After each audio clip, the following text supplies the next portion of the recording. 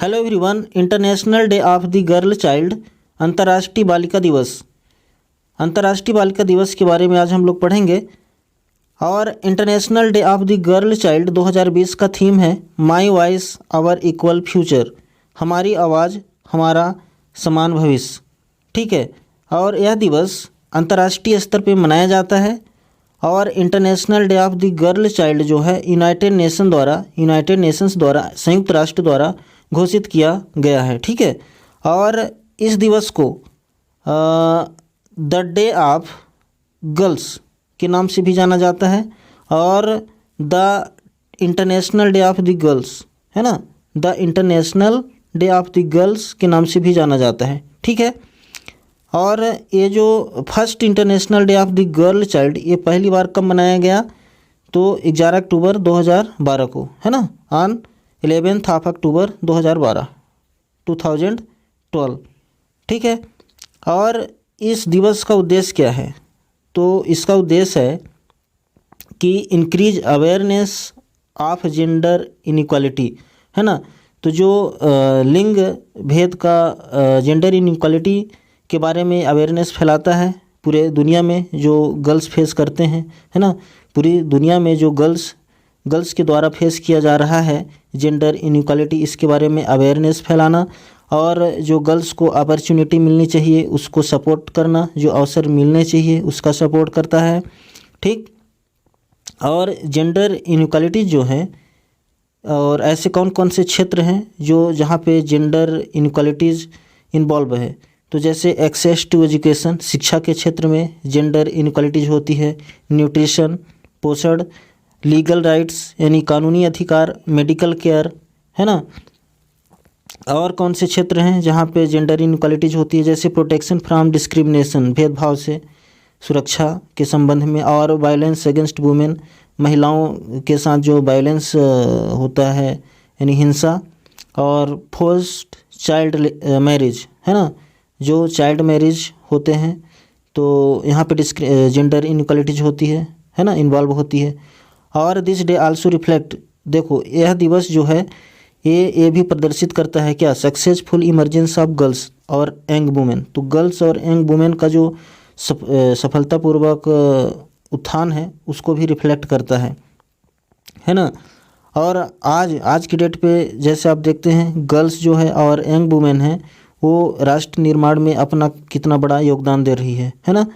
और देखो 2014 में USAID के अनुसार 62 मिलियन गर्ल्स, है ना, 1 मिलियन में 10 लाख होते हैं, तो 62 मिलियन गर्ल्स जो हैं पूरी दुनिया में उनको शिक्षा के पहुंच से बाहर थे, है ना, वर्ल्ड में had no access to education. तो इतनी बड़ी संख्या में गर्ल्स को एजुकेशन नहीं मिल रही है। ठीक है। और देखो USAID क्या है? United states agency for international development, और इसका जो गठन है 3 नवंबर 1961 को हुआ था। और पूरी दुनिया में जो है 4 गर्ल्स, चार गर्ल्स में एक जो है 18 ईयर्स, 18 वर्ष की उम्र से पहले ही उसका मैरिज हो जाता है। ठीक है। 4 गर्ल्स में से एक गर्ल का जो मैरिज 18 वर्ष से पहले हो जाती है। पूरी दुनिया की बात है। ठीक है, ग्लोबली। और जो इंटरनेशनल डे ऑफ गर्ल्स है जो है, ये कैसे प्रारंभ हुआ? यह कदम एक जो प्लान इंटरनेशनल का एक प्रोजेक्ट है। प्लान इंटरनेशनल जो है एक नॉन गवर्नमेंटल ऑर्गेनाइजेशन है, यानी गैर सरकारी संगठन है। तो इसका एक प्रोजेक्ट के तहत इसका जो इनिशिएटिव लिया गया है ना।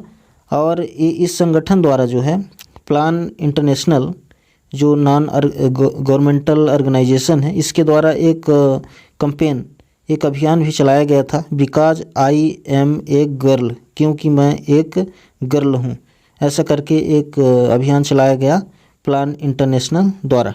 ठीक है। तो इंटरनेशनल डे ऑफ गर्ल्स ये प्रपोज किया गया था संयुक्त राष्ट्र महासभा में, यूनाइटेड नेशंस जनरल असेंबली में प्रपोज किया गया था एक रेजोल्यूशन के रूप में। और इसको प्रपोज किया था कौन? कनाडा ने किया था। ठीक है।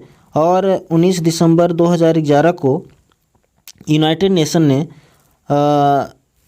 नेशन जनरल असेंबली ने इसको पास करने के लिए वोट किया और इसको 11 अक्टूबर को इंटरनेशनल डे ऑफ गर्ल्स के रूप में मनाने के लिए स्वीकार कर लिया, एडॉप्ट कर लिया, है ना।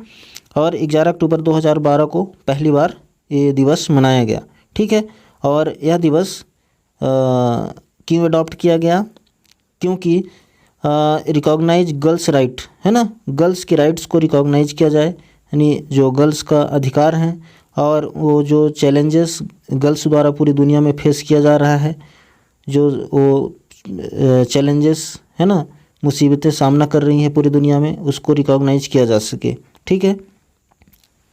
वर्ल्ड वाइड पूरी दुनिया में 1 in 4 गर्ल्स, 4 में से 1 गर्ल्स को जिनकी उम्र 15 से 19 वर्ष है ना, एक गर्ल्स को ना तो उसके पास रोज़गार होता है, ना एजुकेशन होती है, ना तो ट्रेनिंग होती है ना।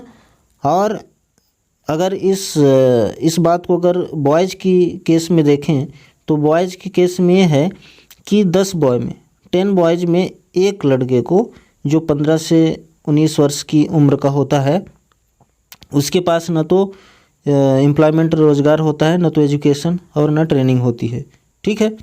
लेकिन गर्ल्स की स्थिति में ये बहुत क्रिटिकल है। जैसे 4 गर्ल्स में 1 गर्ल के पास ये केस है, और जबकि बॉयज़ के केस में 10 बॉयज़ में से 1 बॉय के साथ ऐसा केस है, ठीक है।